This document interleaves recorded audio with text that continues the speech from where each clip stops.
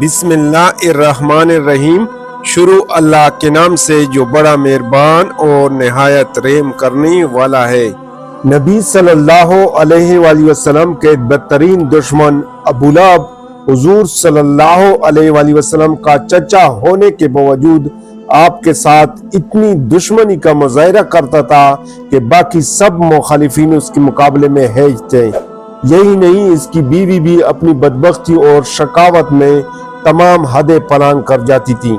آغاز نبوت سے قبل نبی اکرم صلی اللہ علیہ وآلہ وسلم کی دو بیٹیاں سیدہ رقیہ رضی اللہ تعالیٰ عنہ اور سیدہ ام کلثوم رضی اللہ تعالیٰ عنہ ابو لہب کے دو بیٹوں عتبہ اور عتیبہ سے منسوب تھی۔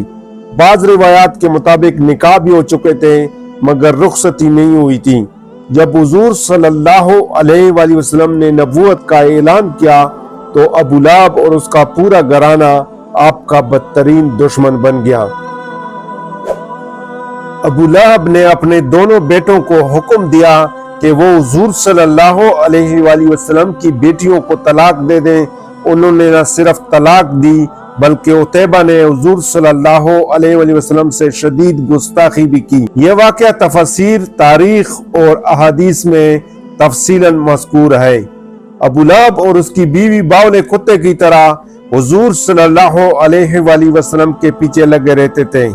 سورہ لہب میں دونوں میاں بیوی کی تباہی اور بربادی کا اللہ تعالیٰ نے خود فیصلہ فرمایا ہے۔ ان پر قیامت کے دن تک لعنت بھیجی جاتی رہے گی۔ اس واقعے کی تفصیلات تو بہت ہیں مگر ہم مختصر طور پر چند باتیں یہاں پر آپ کو بتاتے ہیں۔ حضرت اسماء بنت ابی بکر رضی اللہ تعالیٰ عنہما سے روایت ہے کہ جب حضور اکرم صلی اللہ علیہ وآلہ وسلم پر سورہ لہب نازل ہوئی تو ابو لہب کی بیوی ام جمیل بنت حرب بہت سیخ پا ہوئی۔ وہ غصے کی حالت میں حضور صلی اللہ علیہ وآلہ وسلم کی تلاش میں نکلی اور اس کے ہاتھ میں پتھر تھا اور وہ گاتی آ رہی تھی۔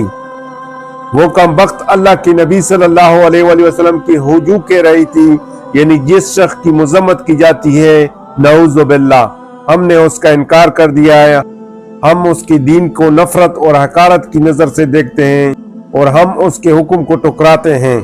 حضور پاک صلی اللہ علیہ وآلہ وسلم مسجد میں تشریف فرماتے اور حضرت ابو بکر صدیق رضی اللہ تعالیٰ عنہ بھی آپ صلی اللہ علیہ وآلہ وسلم کے پاس بیٹھے تھے۔ حضرت ابو بکر صدیق رضی اللہ تعالیٰ عنہ نے اس دشمن خدا کو آتے ہوئے دیکھا تو کہا، یا رسول اللہ صلی اللہ علیہ وآلہ وسلم، یہ بدبخت آ رہی ہے اور مجھے ڈر ہے کہ آپ صلی اللہ علیہ وآلہ وسلم پر ہاتھ اٹھائے گی اور گستاخی کرے گی۔ آپ صلی اللہ علیہ وآلہ وسلم نے فرمایا، فکر نہ کرو، وہ مجھے دیکھ نہیں سکے گی، اور آپ صلی اللہ علیہ وآلہ وسلم نے قرآن مجید کی تلاوت شروع کر دی۔ اللہ تعالیٰ قرآن عظیم سورہ بنی اسرائیل میں ارشاد فرماتا ہے، اے نبی، جب آپ قرآن مجید کی تلاوت میں مشغول ہوتے ہیں تو ہم آپ صلی اللہ علیہ وآلہ وسلم کے درمیان اور منکرین آخرت کے درمیان واضح پردہ حائل کر دیتے ہیں۔ ام جمیل بڑھتی ہوئی آئی اور حضرت ابو بکر صدیق رضی اللہ تعالیٰ عنہ سے پوچھا، تمہارا ساتھی کہاں ہے؟ اس نے میری ہجو کہی ہے۔ آپ رضی اللہ تعالیٰ عنہ نے جواب دیا، اس گھر کے مالک کی قسم، میرے ساتھی نے تیری ہجو بالکل نہیں کی ہے۔ یہ سن کر وہ پلٹی۔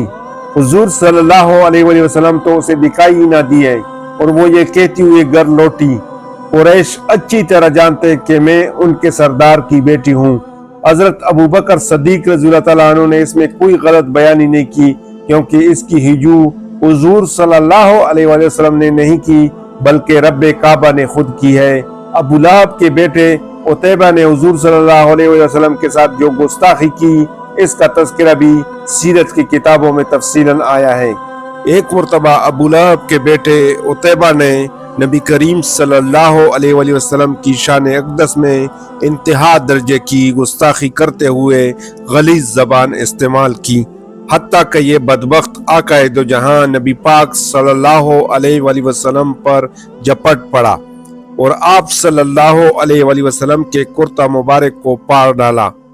عتیبہ بن ابو لہب کی اس حرکت سے نبی کریم صلی اللہ علیہ وآلہ وسلم کے قلب اطہر کو شدید صدمہ پہنچا۔ اور آپ صلی اللہ علیہ وآلہ وسلم کی مبارک زبان سے یہ الفاظ ادا ہوئے: اے اللہ، اپنے کتوں میں سے کسی کتے کو اس پر مسلط فرما دے۔ اللہ کے محبوب نبی صلی اللہ علیہ وآلہ وسلم کی زبان مبارک سے ادا ہونے والا ہر لفظ پتھر پر لکیر کی مانند ہوتا ہے، یعنی کہ اللہ رب العزت نے اپنے محبوب نبی صلی اللہ علیہ وآلہ وسلم کی بات کو ہر صورت پورا فرماتا ہے۔ اس بات سے مشرکین بھی اچھی طرح واقف تھے کہ آپ صلی اللہ علیہ وآلہ وسلم نے جو فرمایا ہے وہ پورا ہو کر رہے گا، لیکن ان کی عقلوں پر پردہ پڑا ہوا تھا۔ اگلے دن ابو لہب اور اس کا بیٹا عتیبہ دونوں بدبخت تجارت کی غرض سے ایک قافلہ کے ساتھ شام کی طرف نکلے۔ سفر کرتے کرتے رات ہو گئی۔ قافلے والے زرقہ کے مقام پر ایک راہب کے پاس رات گزارنے کے لیے ٹھہرے۔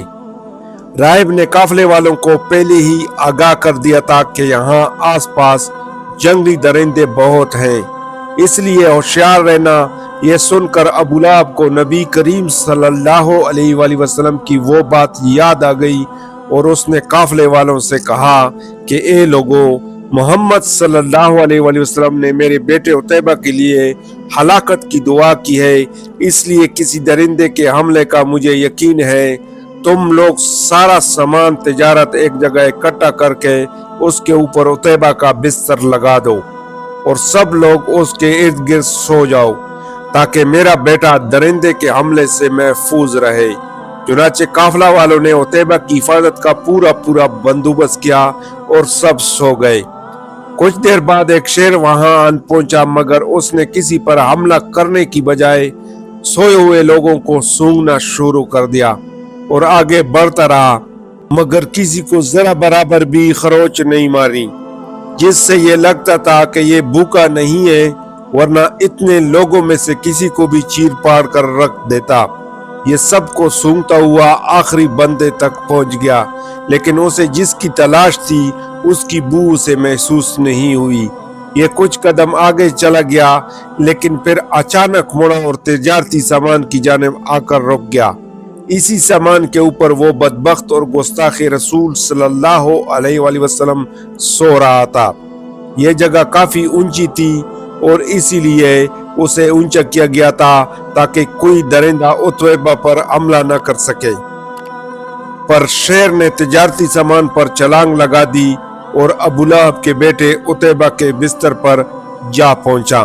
یہ شیر جو کچھ لمحے پہلے بالکل عام جانور کی طرح لگ رہا تھا، ابو لہب کے بیٹے عتیبہ کو دیکھتے ہی خونخوار لہجے میں داڑنے لگا اور پوری طاقت سے عتیبہ کے سر کو اپنے خونخوار نکیلے دانتوں سے دبوچ لیا۔ سب قافلے والے بھی جاگ گئے تھے، مگر اس شیر کی داڑھی اتنی غضبناک تھی کہ کوئی اس کے سامنے تک نہ آیا اور ابو لہب اپنے بیٹے کو بچانے کی دہائی دیتا رہا۔ اس شیر نے حیران کن طور پر عتیبہ کا نہ خون پیا اور نہ ہی گوشت نوچ کر کھایا۔ شیر نے صرف عتیبہ کے سر کو اس قدر بری طرح چبایا کہ دیکھنے والوں کے ہوش اڑ گئے اور عتیبہ تڑپ تڑپ کر جہنم واصل ہو گیا، اور اس کے بعد بھی اس شیر نے کسی اور کو نقصان نہ پہنچایا اور اچانک وہاں سے چلا گیا۔ بعد میں لوگوں نے اس شیر کو تلاش کیا، مگر کچھ بھی پتہ نہ چل سکا کہ آخر یہ شیر کہاں سے آیا تھا اور کدھر غائب ہو گیا۔ ابو لہب کا برا حال تھا اور وہ کہے جا رہا تھا، میں جانتا تھا میرا بیٹا محمد کی بددعا سے کبھی نہیں بچ سکے گا۔ عتیبہ، ابو لہب اور اس کی بیوی تینوں کا بہت برا انجام ہوا۔ ابو لہب چیچک کی بیماری میں مبتلا ہوا اور گل سڑ کر مر گیا۔ اس کی لاش 3 دن تک پڑی رہی، کوئی اس کے قریب بھی نہ پٹکتا تھا۔ لوگوں کو ڈر تھا کہ جو قریب جائے گا اسے چوت کی وہی بیماری لگ جائے گی جس سے وہ مرا ہے۔ جب بدبو پھیل گئی تو لوگوں نے اس کے اہل و عیال کو آر دلائی۔ اس پر انہوں نے ان تانوں سے تنگ آ کر کچھ حبشیوں کو اجرت دے کر لاش اٹھوائی، جنہوں نے اسے لمبی لکڑیوں پر رکھ کر ایک گڑھے میں پھینکا اور اوپر سے دور کھڑے ہو کر یوں پتھر پھینکے جیسے اسے رجم کیا جا رہا ہو۔ اور اس کی بیوی جو ام جمیل کے نام سے معروف تھی، ابو سفیان کی بہن تھی، اس کا نام عروہ بنت حرب تھا، اور وہ بھی ایڑیاں رگڑ رگڑ کر مری اور اللہ تعالیٰ نے ارشاد فرمایا اس کی گردن میں مونج کی رسی ڈال کر اسے جہنم میں پھینکا گیا ہے۔ وہ اپنی قیمتی ہار پر فخر کیا کرتی تھی اور ڈینگیں مارتی تھی کہ میں یہ قیمتی ہار بیچ کر محمد صلی اللہ علیہ وآلہ وسلم کی مخالفت میں لگا دوں گی۔ اللہ تعالیٰ نے اسی کی گردن میں وہ توق ڈالا جس سے شیطان بھی پناہ مانگتا ہوگا۔ اسلام کا دامن کتنا وسیع ہے اور نبی رحمت صلی اللہ علیہ وآلہ وسلم کے حوصلے کتنے بلند ہیں کہ آپ کے بدترین دشمن بھی جب سچی توبہ کر کے آپ کے پاس آئے تو آپ نے کسی کو آر نہیں دلائی بلکہ ان کے قبول اسلام پر آپ خوشی سے سرشار ہو گئے۔ بدترین دشمنوں کی اولاد آپ کے پاس آئی تو آپ نے انہیں دھتکارنے کی بجائے سینے سے لگایا۔ ابو لہب کے بیٹے عتبہ نے حالت کفر میں اپنے باپ کے زیر اثر حضور صلی اللہ علیہ وآلہ وسلم کی بیٹی کو طلاق دے دی تھی، تاہم اس کی کوئی گستاخی تاریخ میں مذکور نہیں، جس طرح اس کے بدبخت بھائی کی حرزہ سرائی اوپر منقول ہے۔ لیکن فتح مکہ کے موقع پر آپ صلی اللہ علیہ وآلہ وسلم کے چچا حضرت عباس رضی اللہ تعالیٰ عنہ سے اور اس کے بھائی ماتب کو لے کر حضور صلی اللہ علیہ وآلہ وسلم کی خدمت میں حاضر ہوئے۔ ان دونوں نے قبول اسلام کی خواہش ظاہر کی تو حضور صلی اللہ علیہ وآلہ وسلم بہت خوش ہوئے اور اپنے چچا حضرت عباس رضی اللہ تعالیٰ عنہ کو بھی مبارکباد پیش کی، جنہوں نے اپنے بھتیجوں کو کفر کی سلالت سے نکال کر اسلام کی روشنی میں لا کھڑا کیا۔ واضح رہے کہ ابو لہب کی بیٹی درہ بنت ابی لہب فتح مکہ سے بھی پہلے ہجرت کر کے مکہ سے مدینہ پہنچی اور اسلام لائیں۔ آپ صلی اللہ علیہ وآلہ وسلم نے ان کی بہت تعظیم و توقیر کی اور انہیں اپنے گھر میں مہمان بھی رکھا۔ یہ ابو لہب کی بیٹی تھی، مگر آپ صلی اللہ علیہ وآلہ وسلم فرما رہے تھے میری بہن آئی ہے، میری بہن کو خوش آمدید مرحبا۔ کفر و اسلام کی کشمکش میں یہ واقعات بڑے ایمان افروز ہیں اور اہل ایمان کے لیے ان میں بہترین درس ہے۔ اللہ اکبر۔ دوستو، نبی کریم صلی اللہ علیہ وآلہ وسلم کے گستاخوں کو اللہ رب العزت اس دنیا میں ہی سبق سکھا دیتا ہے، آخرت کا عذاب تو ابھی باقی ہے۔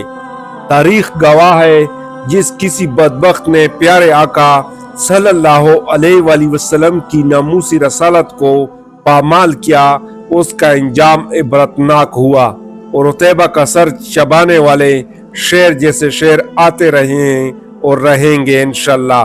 اللہ پاک ہمیں نبی کریم صلی اللہ علیہ وآلہ وسلم سے سچی محبت رکھنے کی توفیق عطا فرما اور اس کے نقش قدم پر چلنے کی توفیق عطا فرما، اور اللہ تعالی ہم سب کا حامی و ناصر ہو۔ جزاک اللہ۔ اللہ حافظ۔